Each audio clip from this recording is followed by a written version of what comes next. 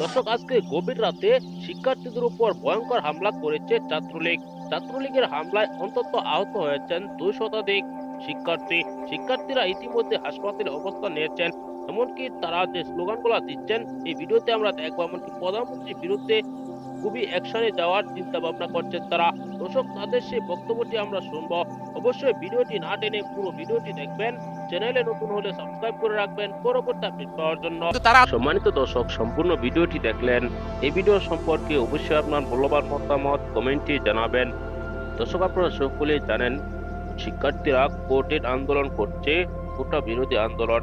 সরকারি যত কোটা আছে, মুক্তিযোদ্ধা কোটা আছে, মুক্তিযোদ্ধার নাতিপুতিরা যেন এই কোটা নিয়ে চাকরি না করতে পারে সেই জন্য আন্দোলন করছে।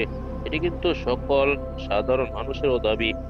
এই দাবি তারা পূরণ করতে পারছে না, তাদের উপর হামলা করছে ছাত্রলীগ। আমরা দেখেছি পুলিশ কিন্তু তাদের উপর কোনোভাবে আক্রমণ করেননি, পুলিশ তাদেরকে বাধা দিয়েছে, শিক্ষার্থীরা কিন্তু তাদের বাধা মেনেছে। তারপর দেখা যাচ্ছে যে ছাত্রলীগ তাদের উপর ঢাকা বিশ্ববিদ্যালয় ক্যাম্পাসে রাতে কিন্তু ভয়াবহ সংঘর্ষ হয়েছে। এই সংঘর্ষে অনেকজন আহত হয়েছেন, শিক্ষার্থীরা বিশেষ করে বেশি আহত হয়েছেন। এই ভিডিওতে আপনারা দেখেছেন শিক্ষার্থীদের বক্তব্য এমনকি ছাত্রলীগ নেতাদের বক্তব্য। এই ভিডিও সম্পর্কে অবশ্যই আপনার মূল্যবান মতামত জানাবেন। পরবর্তী এরকম ভিডিওগুলো পেতে চ্যানেলটিকে সাবস্ক্রাইব করে রাখবেন। ওই মুহূর্তে বিদায় নিচ্ছি। আসসালামু আলাইকুম ওয়া রাহমাতুল্লাহ।